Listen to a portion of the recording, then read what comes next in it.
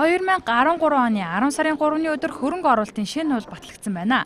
Энэ хуулинд батлагдсанаар Монголд 100% гадаадын хөрөнгө оруулалтаа компани байгуулахад хөрөнгө оруулагч тус бүр 100 мянган Америк доллар буюу түүнтэй тэнцэх төгрөгөөс дээш хөрөнгө оруулна гэж тусгасан байна. Хөрөнгө оруулалтын хэмжээ нь мөнгөөр байж болно, мөн үл хөдлөх хөрөнгийн үнэлгээ хийлгэж болно, 100 мянган доллартай тэнцэх хэмжээний оюуны бүтээл байж болно гэж тусгажээ. Одоогоор хууль батлагдсанаас хойш компаниудад дийлэнх нь мөнгөн хөрөнгө оруулсан байна. Цөөхөн хэд нь үл хөдлөх хөрөнгө оруулсан, 100 мянган доллартай тэнцэх оюуны бүтээл оруулсан компани гараагүй байна. Энэ хуулийг хэрэгжилтийн талаар бид Улсын бүртгэлийн ерөнхий газрын хуулийн этгээдийн газраас тодрууллаа.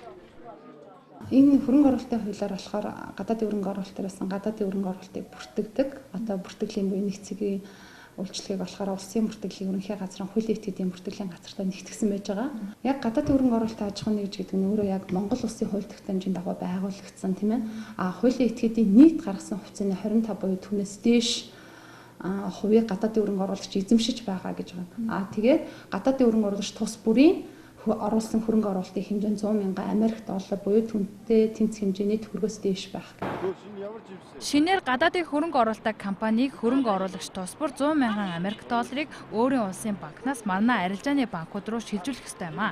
Энэ тал дээр манай арилжааны банкуд дээр бэлэн өөрийн хөрөнгийг оруулаад гаргадаг цаг $500 түрээстэй хөрөнгө оруулагчид бий болсон талаар эргээд ярьж байсан. Бид энэ талаар тодрууллаа. Гадны хөрөнгө оруулалт гэдгийг яаж баталгаажуулах талаар бичсэн. Банкудад бид нэр тийм банкны тодорхойлолтын загвар явуулсан байж байгаа. Манай газрын даргын одоо баталсан нэг загвар.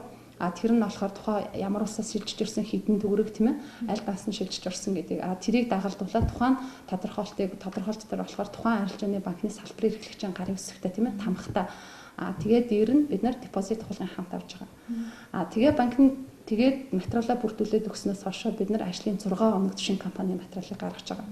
Энэ 6 хоногийн хугацаанд бид нар тухайн банкны тодорхойлолтод үнэн эсэхтэр бид нар мэйлэр болон утсаар бид нар тухайн салбараас бид нар шалгалт хийлгэв. Одоо шалгуулдаг тийм ээ шалгуулдаг байж байгаа.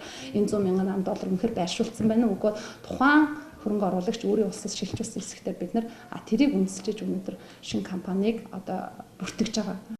Шинэ хуулиас өмнө байгуулагдсан гадны компаниудад энэхүү суур хөрөнгө оруулалт нь хамааралгүй гэвч хуучин компаниудын удирдах зөвлөл буюу хөрөнгө оруулагч шинээр нэмэгдэх солигдох тохиолдолд 100 мянган Америк доллар буюу түүнтэй тэнцэх төгрөг буюу хөрөнгө оруулах ёстой болж байна.